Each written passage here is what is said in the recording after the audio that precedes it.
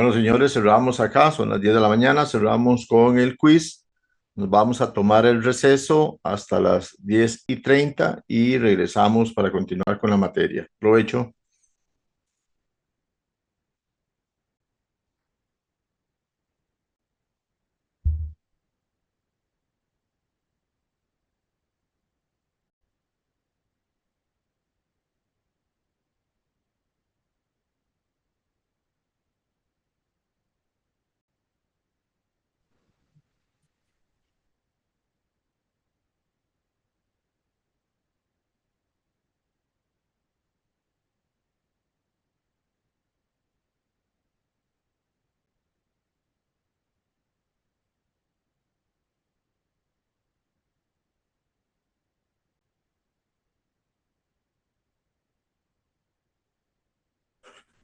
Listo, señores, ¿cómo estamos?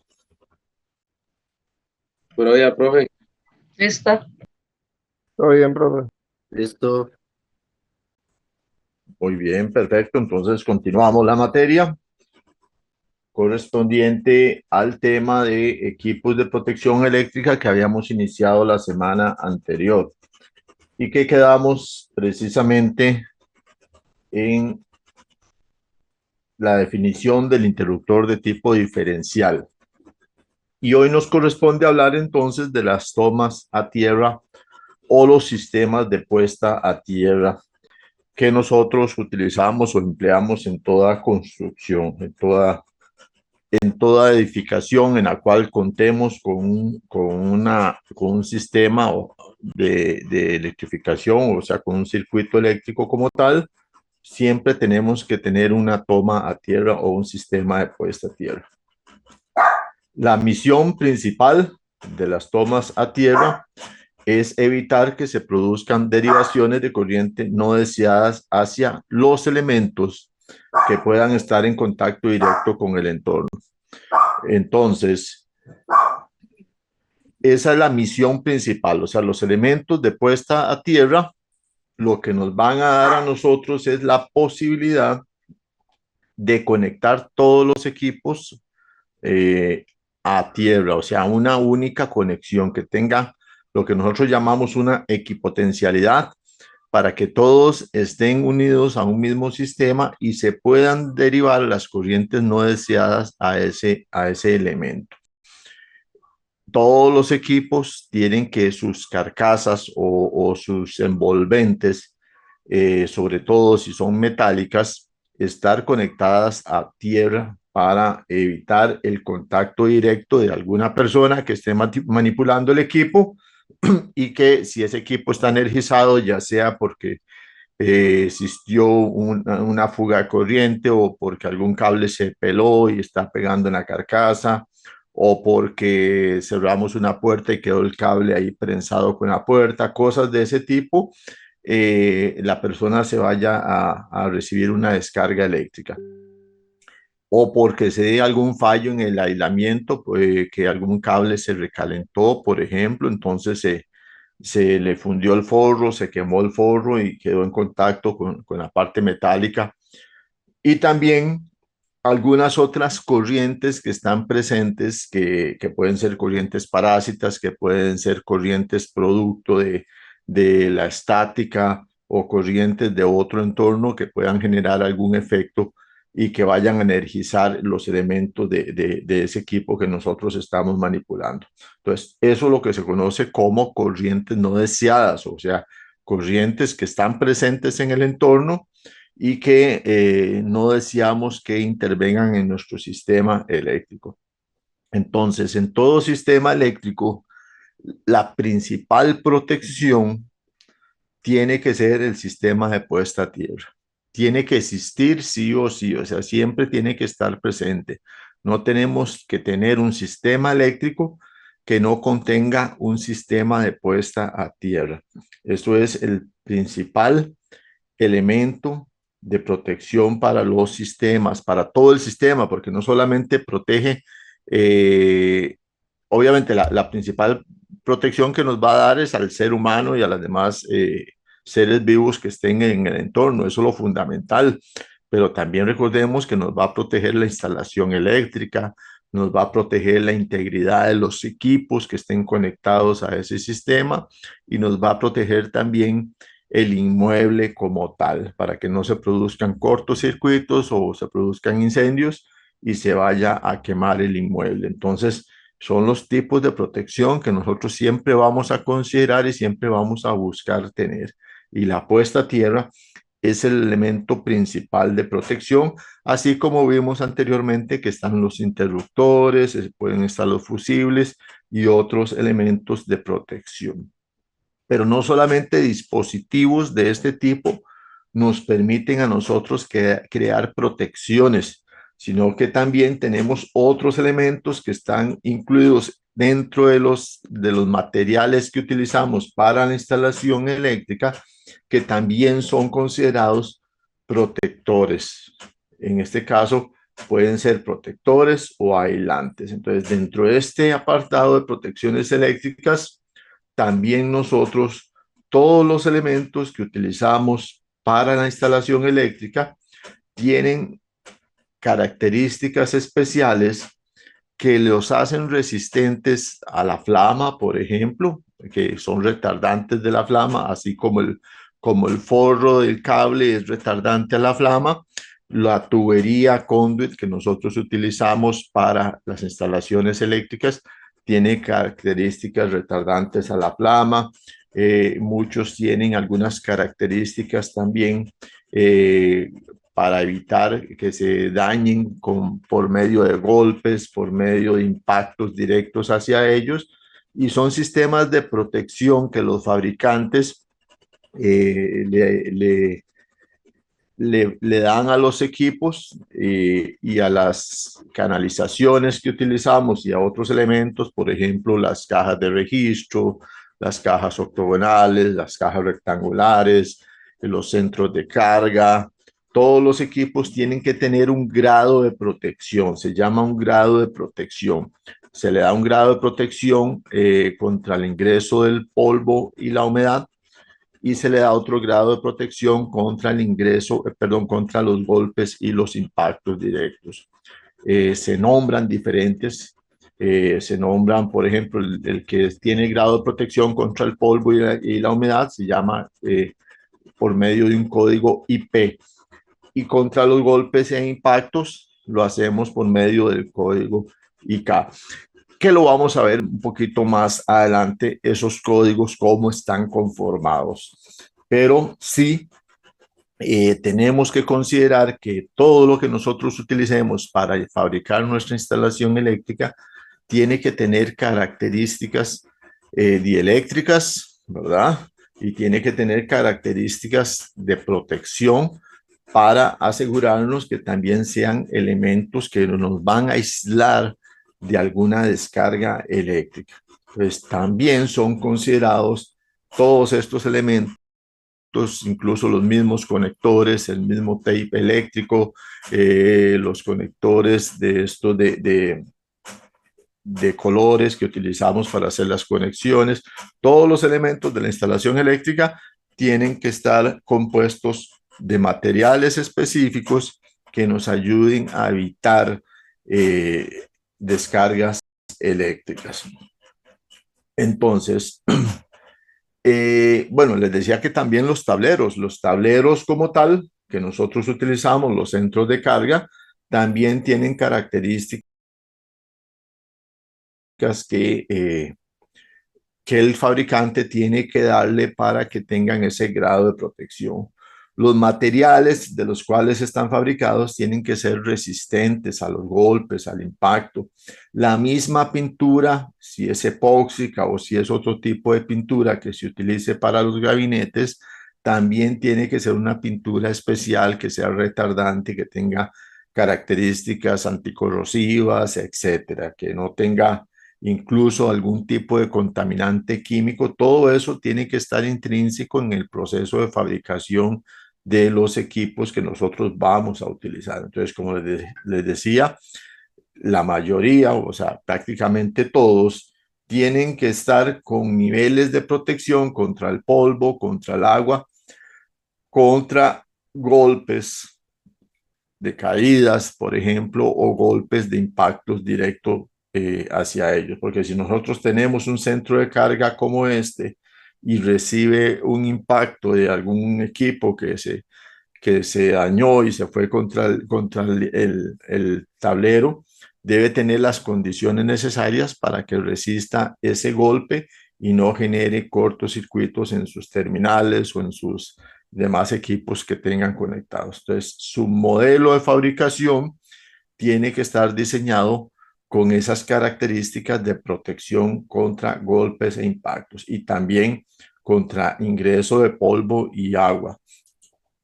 Los tomacorrientes que nosotros usamos y los enchufes que utilizamos normalmente en los equipos también tienen que tener características de fabricación como las que estamos nombrando, sobre todo porque estos equipos que nosotros utilizamos normalmente para terminar cada uno de los circuitos donde vamos a conectar los equipos que utilizamos y que vamos a tener contacto directo con nuestras manos, son el elemento que tiene que tener grado de protección para que nosotros no suframos una descarga eléctrica. Entonces, estos equipos, tanto los tomacorrientes como los enchufes, también tienen que tener grados de protección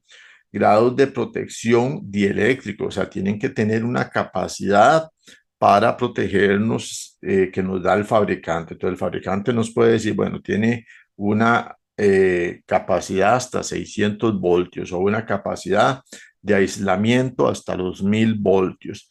Eso nos asegura que aunque nosotros los toquemos con nuestras manos, los equipos no nos van a causar una descarga eléctrica.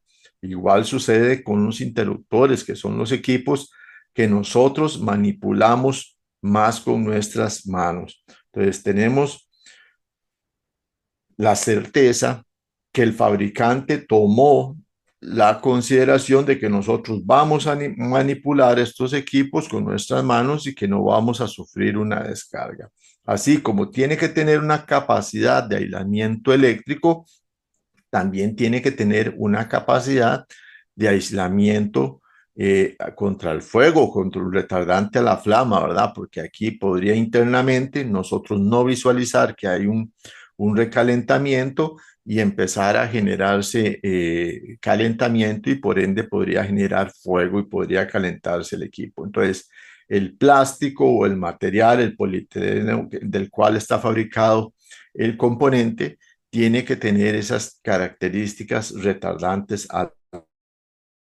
Entonces, como les decía, también todos estos equipos tienen que tener normativas o están construidos de acuerdo a normativas en las cuales ya están estipulados los grados de protección que tienen que tener estos equipos. Y los llamamos códigos IP y códigos IK. El código está acá en los equipos. Por ejemplo, vemos aquí que me dice que es IP55. Como es un IP, lo que me está diciendo a mí es que este equipo tiene características especiales para que tenga protección contra el ingreso del agua y el polvo. Y precisamente este tipo de componente es el que se utiliza para instalar a la intemperie, donde vamos a tener ingreso o permanencia casi constante de agua y de polvo porque va a estar a la intemperie.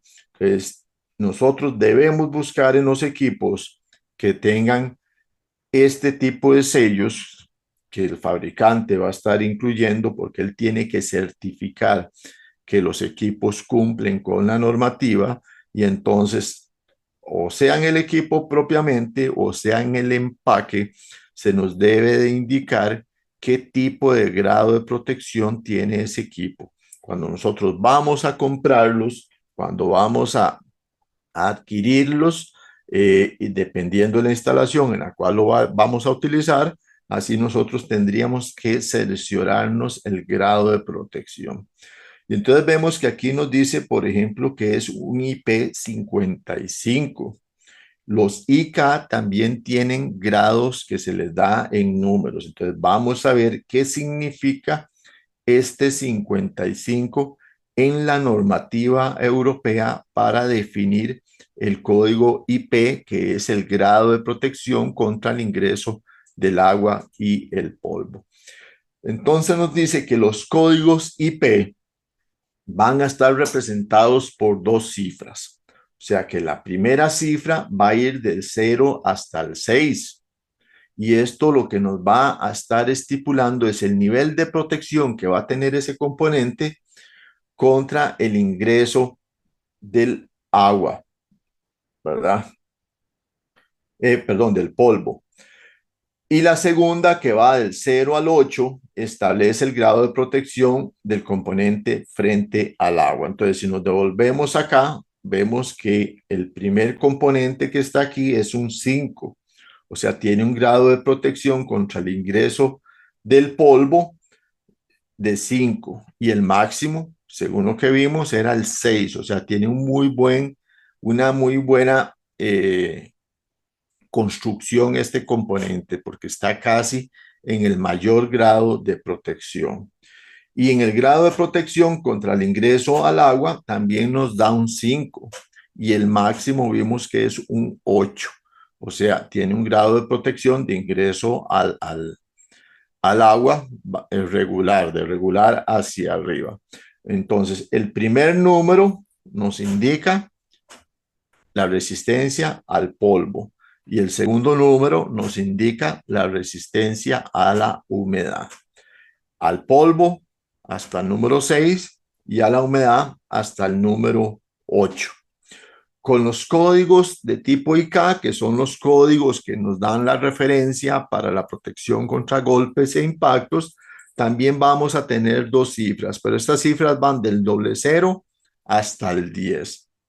Y esto lo que nos va a identificar es el grado de protección de esos componentes frente a los golpes o impactos. Entonces, si me dice, por ejemplo, IK05, tendría un grado de protección medio, estaría justo a la mitad. Si me dice un grado de protección IK08, tiene un grado de protección un poquito mayor y así sucesivamente. Entonces, ya ahí en el IK no tenemos diferencia del primer número y el segundo número, sino que es completo, o sea, es desde el 00 hasta el 10. Así es como funcionan los códigos IK. ¿Alguna duda, jóvenes, hasta aquí? No, señor. Todo claro. No, señor. Okay, gracias.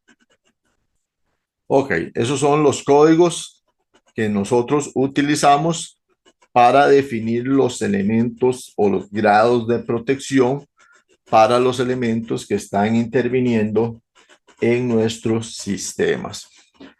Regáleme un momentito para pasar la lista, que no se me vaya a olvidar. Un momento. Voy a salirme de acá un momentito.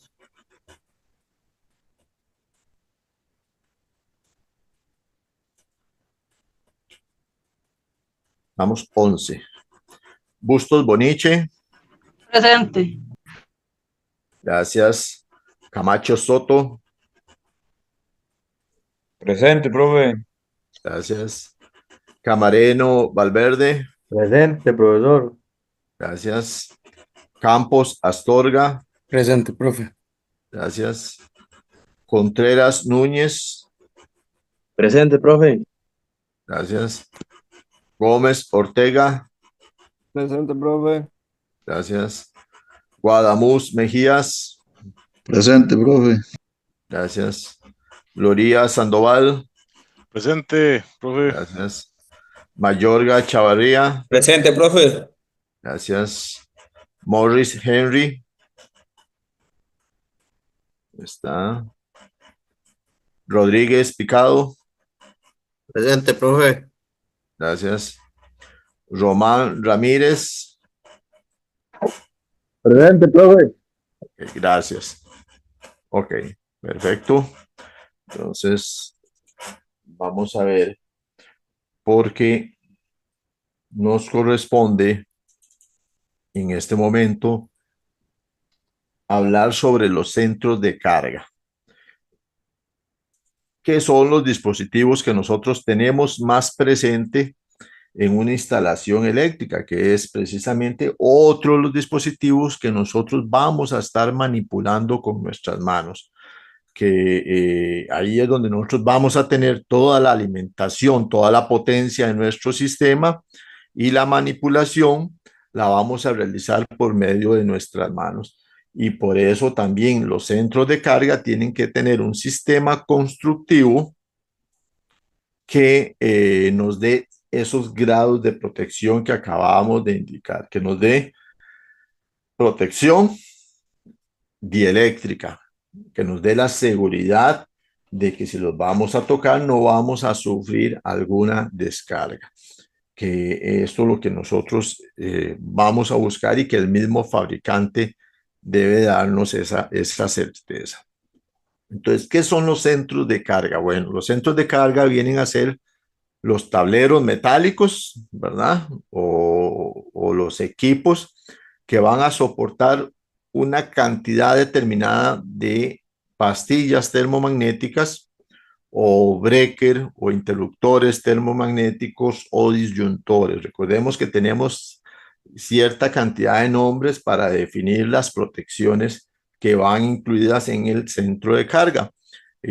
Podemos decirle que son pastillas o interruptores termomagnéticos, que los utilizamos ¿para qué? Para proteger los circuitos de la instalación eléctrica y también para realizar conexiones y desconexiones en el caso que necesitemos realizar alguna modificación o algún mantenimiento a nuestro sistema. Entonces, como les indicaba, es un equipo el cual nosotros vamos a estar manipulando también con nuestras manos. Tiene que tener características constructivas específicas y especiales. Está normado, como lo vimos, que tenemos que los fabricantes tienen que cumplir con normas internacionales de protección y que adicionalmente los centros de carga tienen que estar acondicionados o tienen que estar dimensionados de acuerdo a la instalación eléctrica, o sea, la cantidad de circuitos eléctricos que nosotros vamos a tener presentes en la instalación eléctrica. Y para eso, pues tenemos diversidad de centros de carga. Entonces, los centros de carga pueden ser metálicos y hay también centros de carga que tienen algunas otras características constructivas, pero los que más utilizamos nosotros son los de tipo metálico. Y entonces la función principal que van a tener estos centros de cargas es precisamente gobernar o tomar la corriente que nos es aportada o la energía que nos es aportada por la empresa de suministro eléctrico, la compañía suplidora, y tomar toda esa energía y distribuirla en el inmueble por medio de circuitos. Entonces, ahí va a ser un centro de distribución. Él va a tomar toda esa potencia y la va a distribuir por los circuitos y va a ser un centro de distribución.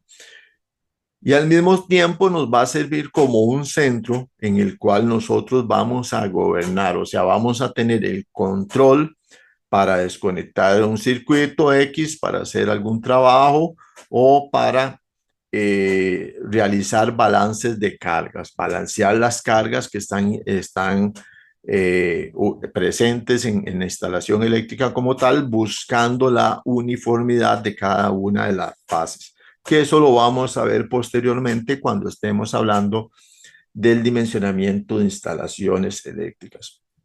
Entonces, el centro de carga o la caja de breaker, como la conocemos nosotros, o el tablero eléctrico, es un sitio, es un dispositivo fundamental en la instalación eléctrica. Como tal, tiene que estar correctamente dimensionado, tiene que estar correctamente escogido. ¿Por qué? Porque va a tener ciertas características técnicas que le dan su capacidad.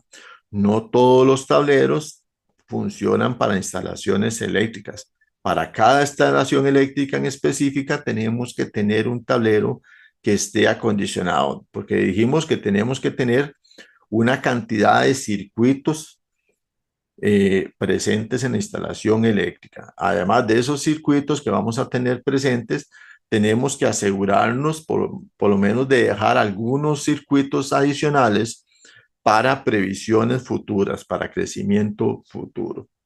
Y también, dependiendo de la carga, de toda esa potencia que va a estar conectada en ese tablero, también las barras de conexión de ese tablero tienen cierta capacidad de transportar intensidad, transportar corriente en amperaje. Entonces tenemos tableros que pueden tener barras de 50 amperios, de 70 amperios, de 100 amperios, de 125 amperios, 150 amperios, etcétera. Entonces, si nosotros ponemos un tablero con unas barras de 75 amperios de capacidad y la capacidad total de la instalación eléctrica es de 125 amperios, pues obviamente ese tablero no sería el adecuado para esa capacidad. Entonces, son consideraciones que nosotros tenemos que tomar a la hora que vamos a seleccionar el tablero. Primero, tenemos que tener muy claro cómo va a estar instalada la instalación eléctrica, cuáles equipos van a estar instalados y cuál es la potencia que debe soportar el tablero para así poder dimensionarlo o escoger correctamente el tipo de tablero que nosotros necesitamos. Entonces, en toda edificación, en toda infraestructura, en todo edificio, siempre tenemos que tener un tablero sin importar qué vamos a utilizar. Aunque sea un único circuito con dos bombillos, nosotros tenemos que tener un centro de mando, un tablero principal en donde nosotros podamos realizar esas acciones. Entonces, independientemente de su funcionalidad, siempre tenemos que tener un tablero en toda instalación eléctrica. Así como debemos de tener una puesta a tierra, también tenemos que tener nuestro tablero. Entonces, este tablero va a ser nuestro punto de referencia. Nosotros tenemos puntos de referencia específicos en la instalación eléctrica. Tenemos, por ejemplo, la cometida eléctrica en la condoleta, que es donde va a llegar la conexión de la empresa eléctrica. Tenemos el interruptor principal que está precisamente después del medidor y luego de ahí vamos a tener la conexión en el tablero eléctrico, que es donde va a llegar toda la potencia y nosotros vamos a hacer la distribución de esa potencia por todo nuestro inmueble. Entonces, toda la energía se va a estar concentrando en ese centro de carga, en ese tablero principal. Y de aquí vamos a salir con los circuitos. Entonces, esos circuitos que van a salir derivados de ese tablero, nosotros los conocemos como circuitos ramales, que puede ser un circuito ramal para iluminación, un circuito ramal para toma corrientes, un circuito ramal para electrodomésticos pequeños, un circuito ramal para la lavandería, un circuito ramal para el aire acondicionado, un circuito ramal para cocina eléctrica. Todos los circuitos que salen derivados del tablero eléctrico se llaman circuitos derivados o circuitos ramales. Entonces, si en alguno de estos circuitos ramales hubiese alguna sobrecarga de energía, en este centro de carga vamos a tener un dispositivo para ese circuito específico que va a realizar la desconexión, que ya lo vimos que es el interruptor termomagnético, y va a desconectar únicamente ese circuito que nos dio problema, o sea que está generando un fallo, y los demás circuitos van a seguir trabajando normalmente. Eso es la idea del centro de carga, que tengamos la posibilidad de seccionar los circuitos sin afectar los demás circuitos que están presentes en la instalación eléctrica. Entonces, un centro de carga lo podríamos ver en esta forma, en donde vamos a tener un gabinete. En este caso, el gabinete tiene su tapa exterior, en donde en ese gabinete nosotros, en este caso, podemos visualizar que tenemos un interruptor principal que viene incorporado a este centro de carga. En algunos centros de carga viene incorporado un interruptor principal. Este interruptor principal va a estar gobernando todos los interruptores secundarios derivados de aquí, de este mismo tablero. Algunos tableros no lo traen, otros sí lo traen. Entonces, dependiendo de eso, también nosotros cuando seleccionamos el tablero, vamos a definir si queremos que venga con interruptor incorporado o sin el interruptor principal incorporado.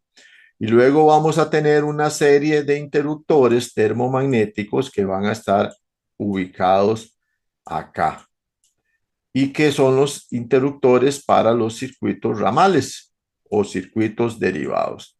Esos circuitos de iluminación, esos circuitos de potencia van a estar gobernados por interruptores independientes para cada circuito. Entonces vean que siempre es importante dejar al menos unos espacios libres para crecimiento futuro. O sea que si vamos a instalar nuevas cargas o queremos, por ejemplo, si es una vivienda y si queremos hacernos ahí un pequeñito taller de costura, podemos sacar un circuito derivado de acá, de los que quedan previstos, y hacer un circuito derivado solo para esa zona en específico. Entonces, el tablero siempre vamos a tratar de que tenga todos los circuitos necesarios para la instalación eléctrica y que también nos deje al menos unas 3 o 4 previstas para crecimiento futuro, para futuras ramificaciones que nosotros queramos adicionar al tablero.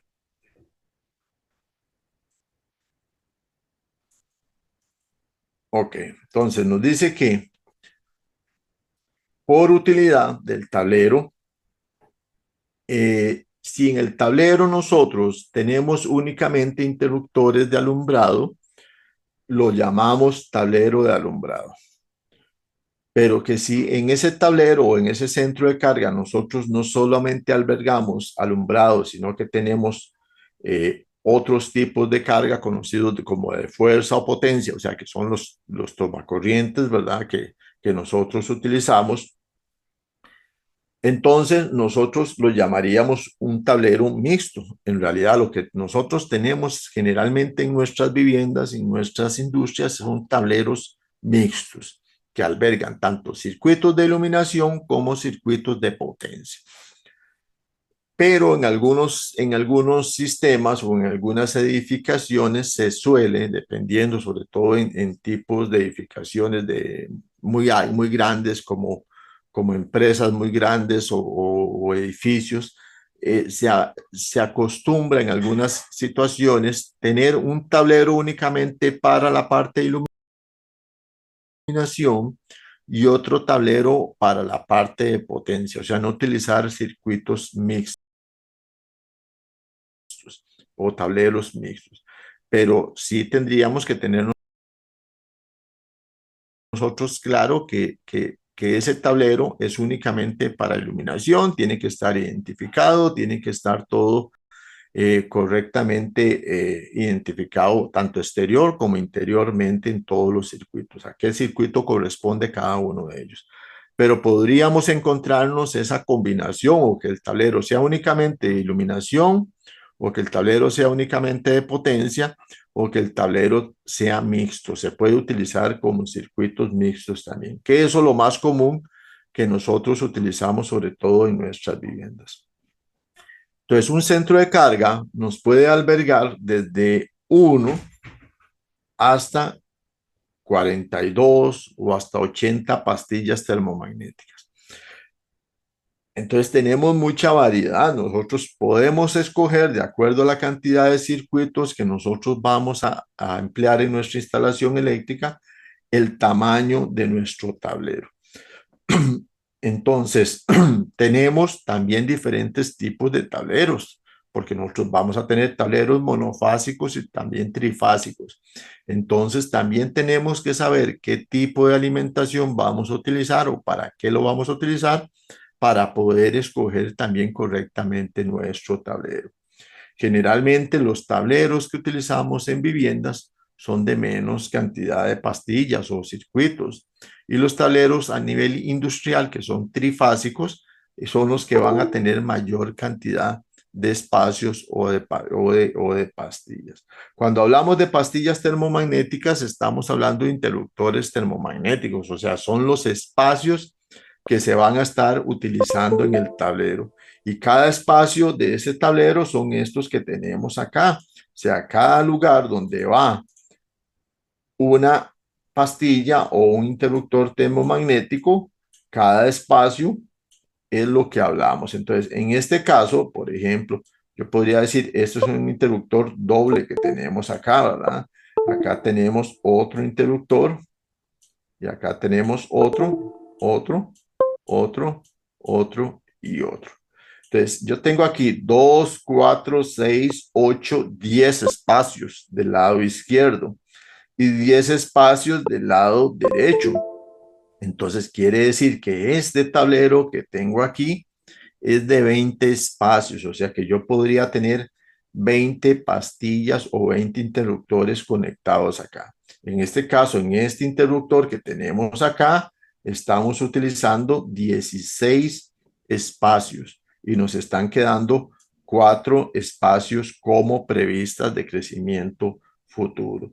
Entonces, eso es lo que nos indica que nosotros vamos a tener tableros de diferentes capacidades. En ese caso, tenemos uno de 20 espacios, pero si existe la posibilidad y el cliente nos dice o es nuestra propia casa y nosotros pensamos a futuro hacer una segunda planta, crear una segunda planta, pues entonces yo ubicaría un tablero de mayor capacidad, ya sea de 30 o de 40 espacios para tener ya previsto a futuro ese crecimiento que se le plantea a esa vivienda. Entonces, eso lo vamos a definir desde el inicio para saber ubicar el tablero necesario que nosotros vamos a utilizar en nuestras viviendas.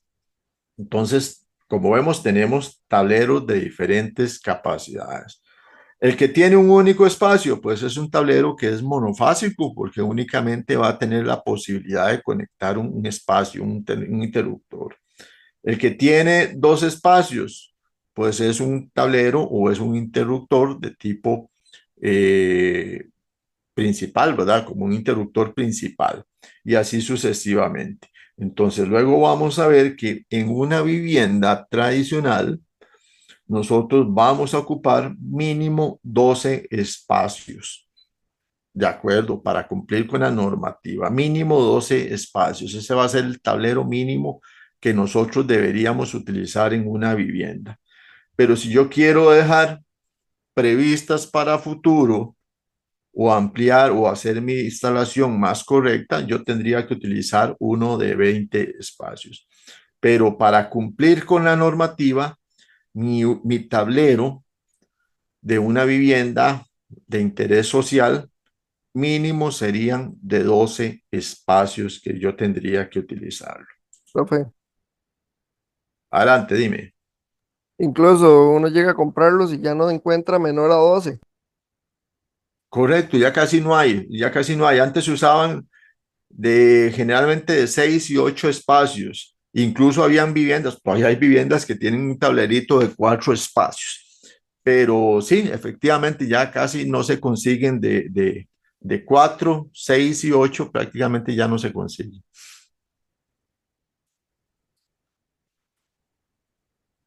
Ok. Entonces, en un tablero nosotros vamos a tener siempre presente las fases.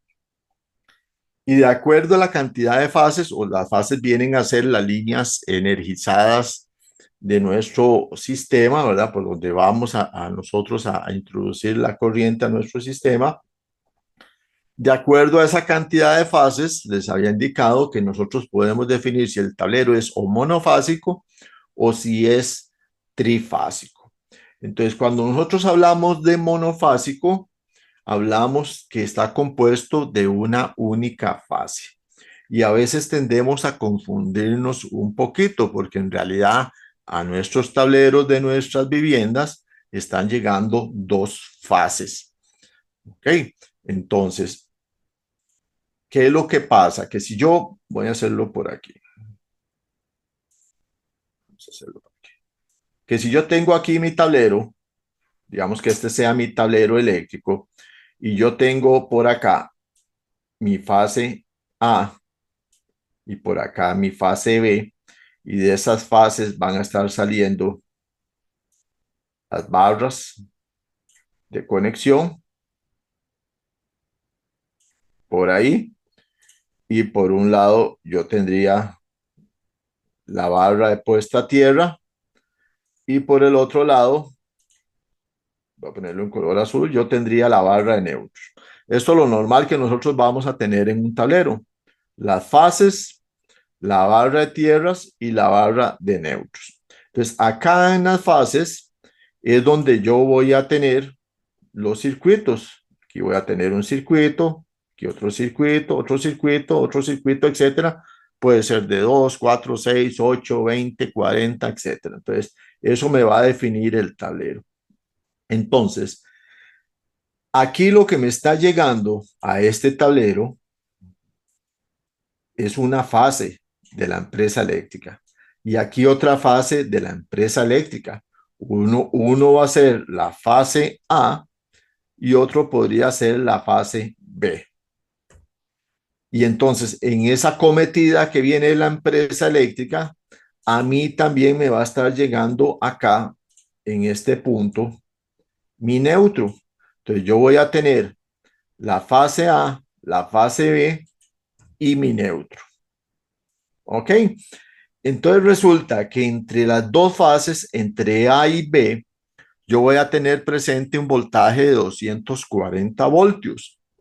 Y entre la fase A y el neutro voy a tener 120 voltios. Y entre la fase B y mi neutro, yo voy a tener otros 120 voltios. Y aquí nos dice que está formado por una única línea de fase. Y en realidad yo tengo aquí dos fases, ¿verdad? Si yo lo veo así, yo digo, tengo dos fases, entonces no podría ser monofásico. Pero resulta que el sistema que utilizamos en Costa Rica es un sistema que llamamos monofásico trifilar. Trifilar. Aquí tengo los tres, A, B y neutro. Entonces, ¿por qué es monofásico? Porque los circuitos que yo voy a estar empleando acá van a ser la mayoría monofásicos. O sea, si yo ocupo un circuito de iluminación, ese circuito de iluminación es 120 voltios. O sea, va a estar colocado entre A y neutro o entre B y neutro. El neutro no lo consideramos una fase. El neutro no. Las fases son A y B. Y como yo estoy utilizando únicamente o A o B, estoy utilizando únicamente una fase. Por eso es que se conoce como tablero de tipo monofásico y es precisamente por el sistema que utilizamos en Costa Rica, que es un sistema trifilar monofásico. ¿Se entiende eso, jóvenes, la diferencia? Sí, señor. Sí, señor. Ok, muy bien. Perfecto. Entonces, luego tenemos el sistema trifásico, que es el sistema que va a estar compuesto por tres líneas de fase monofásicas. Nos dice de igual frecuencia y amplitud. O sea, es un sistema trifásico, es un sistema que es equilibrado, o sea, que tenemos tres fases y que trabaja diferente. Entonces, en un sistema trifásico, en un tablero de tipo trifásico como este, ya nosotros tendríamos presente entonces tres fases. Tendríamos en un sistema trifásico, acá tres fases, ¿verdad? Y tendríamos las barras acá, hacia abajo. Y entonces, entre cada una de estas fases que estamos dibujando, nosotros tendríamos presente 240 voltios en un sistema trifásico tradicional, porque tenemos diferentes sistemas trifásicos con diferentes voltajes. Entonces, yo podría decir aquí que esto podría ser o R, que este sería S y que este sería T. Eso es nomenclatura tradicional que se usa para sistemas trifásicos. RST o podríamos decir que es L1 o que es L2 o que es L3. Eso es lo más común que nosotros utilizamos. Igualmente, nosotros en un sistema tendremos que tener presente nuestro neutro y tenemos que tener presente nuestra puesta a tierra siempre. Entonces, vamos a tener también acá presente nuestro neutro. Entonces vemos que ya tenemos mayor cantidad de elementos y ahora no tenemos únicamente dos fases, sino que tenemos tres fases. Por eso es que estos tableros son mucho más amplios, generalmente son de 30, 40 o más espacios y se usan mucho a nivel industrial porque utilizamos sistemas trifásicos. En el tradicional, nosotros usamos entre R y S 240 voltios, entre S y T 240 voltios y entre R y T 240 voltios. Entre R y neutro 120, entre S y neutro 120 y entre T y el neutro 120. Pero tenemos arreglos trifásicos, o sea, sistemas diferentes que podemos utilizar con niveles de voltaje diferentes, eso dependiendo la configuración que tengamos en el banco de transformadores. Podríamos tener sistemas en estrella abierto, triángulo, etcétera, que nos van a dar voltajes diferentes acá, dependiendo de los equipos que vamos a utilizar en la industria. Pues yo tendría aquí voltajes de 277, de 480, etcétera. Pero para efectos nuestros nos vamos a basar en el voltaje de un sistema tradicional 120, 240 trifásico. Entonces, así es como son o los tableros monofásicos o los tableros trifásicos que nosotros utilizamos.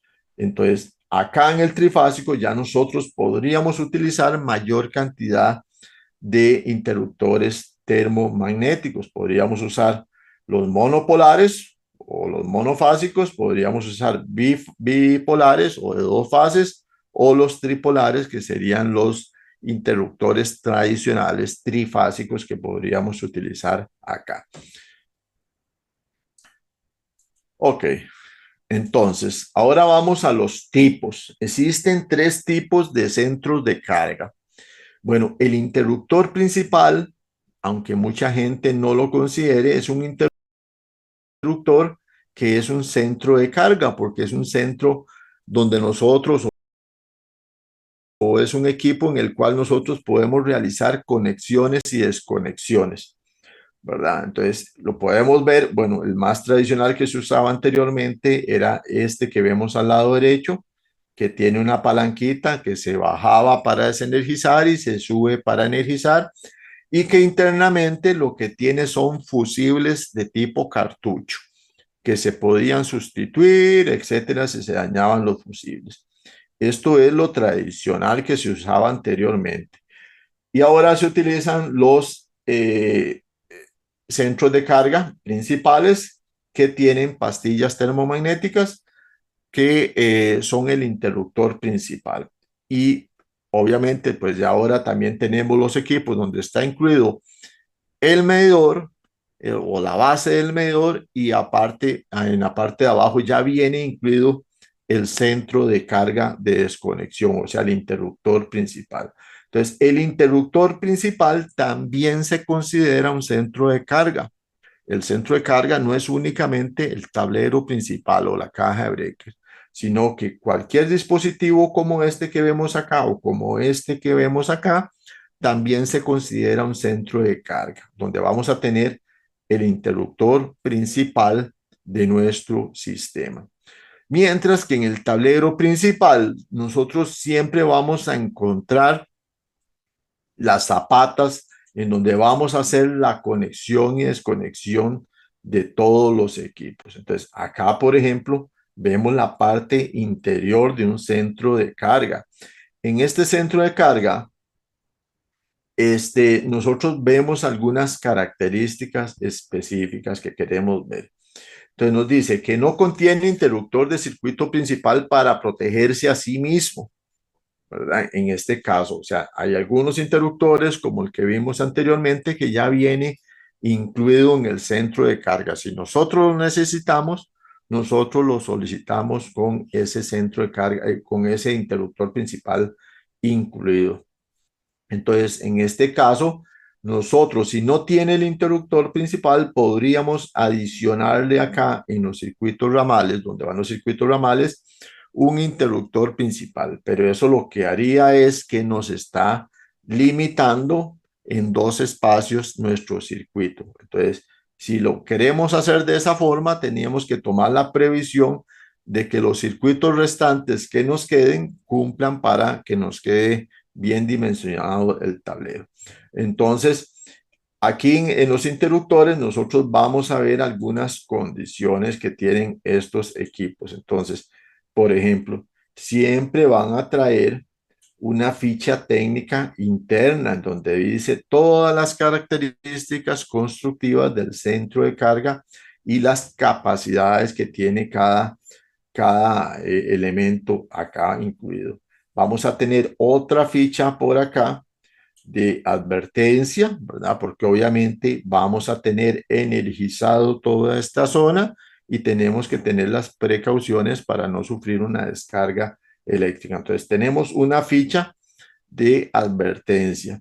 Tenemos algunas otras que probablemente vengan, indicaciones que pueden venir troqueladas en la misma carcasa o en el mismo equipo, dándonos alguna indicación del modelo del equipo o alguna indicación especial del equipo. Luego tenemos la parte negra que vemos acá, es un aislamiento, o sea, esto lo que hace es aislar los elementos que van a estar energizados, los va a aislar de la carcasa para que la carcasa no se vaya a energizar. Entonces siempre es un tipo como una baquelita, ¿verdad? Bastante firme que nos permite realizar el aislamiento. Luego aquí tenemos, por ejemplo, en este caso viene incluida esta barra que está aquí, que es una barra de neutros únicamente. Vemos que tenemos únicamente una barra de neutros en donde vamos a ingresar el neutro principal o la línea principal de neutro, ya sea en este punto o en este otro punto, y todos los demás neutros del sistema los haríamos la conexión por medio de todos estos tornillitos que tenemos por acá para conexión de neutros. En este caso no visualizamos la barra de puestas a tierra. Debería de tener acá una barra de puestas a tierra para que tenga todos los aditamentos completos. Probablemente esté más abajo. Y luego tenemos las barras principales, o sea, la barra principal. En ese caso vemos que aquí tenemos esta barra principal. Entonces, este tablero que tenemos aquí, vemos que tenemos únicamente un espacio para conexión de la fase. Entonces, esta fase va a venir conectada a este punto. Internamente va a ir conectada a este otro punto. Internamente va a ir conectada a este otro punto e internamente va conectada a este punto. Y estos que están conectados acá, pequeñitos, están conectados a la barra de neutros. Entonces, quiere decir que este tablero que tenemos aquí es un tablero monofásico, pero es un tablero monofásico de una única fase. O sea que aquí debería entrar únicamente una fase en este punto, una fase, y en este otro punto debería ingresar únicamente nuestro neutro. O sea, no vamos a tener la capacidad de conectar un sistema a 240 voltios en este tablero que tenemos acá. ¿Se entiende, jóvenes? Correcto. Sí, profe. Correcto. Sí, señor. Profe, en Muy ese nada más que vamos a cargar solo una barra, ¿verdad? correcto, entonces no podemos balancear cargas, ahí no podríamos balancear cargas. Entonces, este tablero, digamos, si yo te digo, haceme la instalación eléctrica de la casa, vos utilizarías ese tablero. Está negativo porque ya no va a quedar completamente sobrecargada una barra. Una fase nada más. Recargada la fase. Todas las cargas van a estar en una única fase. Entonces, Este tablero es un ejemplo que no podríamos utilizar para una vivienda, o sea que no es lo recomendable para una vivienda. Se podría utilizar para alguna aplicación muy específica como un tablero secundario o algo así para una situación muy específica. Pero para gobernar cargas de un tablero, de una vivienda o de un local comercial o un negocio, jamás lo utilizaríamos. Podría ser como para un centro de carga de iluminación, ¿verdad? Que no es mucha la carga que le vamos a meter. Correcto, sobre todo ahora que la iluminación es en tecnología LED, entonces nosotros sí podríamos decir, bueno, vamos a usar ese tablero para toda la parte de iluminación, por ejemplo, si queremos en nuestra casa hacer un adicional en la parte trasera para alguna actividad, ¿verdad? Entonces ahí ponemos un tablero donde vamos a tener iluminación, un circuito de iluminación, un circuito de toma corrientes para poner el equipo de sonido, etcétera, y alguna otra cosita por ahí, ¿verdad? Un ventilador o algo así, que no son cargas muy fuertes y que adicionalmente no se van a estar conectando constantemente, sino que es esporádicamente. Entonces quedarían protegidas con un tablero adicional y no afectarían el resto de la instalación eléctrica. Pero este tablero no nos permitiría a nosotros hacer un balance de cargas correcto en una instalación a nivel residencial. Ok, entonces, por eso es importante conocer los tableros, porque cuando nosotros vamos a comprar el tablero, tenemos que ir a seleccionarlo correctamente. Porque podríamos comprar un tablero como este que viene preparado, pero también en el mercado nosotros podemos tener tableros como este, ¿verdad? Que viene con la barra neutros, con la barra tierras y viene lo que nosotros llamamos el alma, ¿verdad? El corazón del tablero. Pero vean que no tenemos las zapatas, no tenemos nada. O sea, todos los elementos se pueden comprar. Incluso nosotros podemos adquirir únicamente la carcasa del tablero y adicionar todos los elementos uno a uno de acuerdo a nuestros requerimientos. Entonces, también ahí tendríamos que tener suficientemente claro cuál es la capacidad de mi tablero para poder comprar los elementos, adicionarlos e ir construyéndolos. Porque a veces puede ser que tengamos un tablero con 8 circuitos, como hablábamos anteriormente, o con 12 circuitos y queramos ampliarlo a 20 circuitos. Entonces, algunos permiten cambiar el corazón, cambiar el alma, y entonces lo que hacemos es adicionarle más circuitos sin necesidad de comprar todo el equipo y tener que hacer el desmontaje de todo el equipo. Entonces, por eso tenemos que saber la capacidad del tablero para poder dimensionarlo correctamente. ¿Dudas, comentarios? No, señor. Bueno,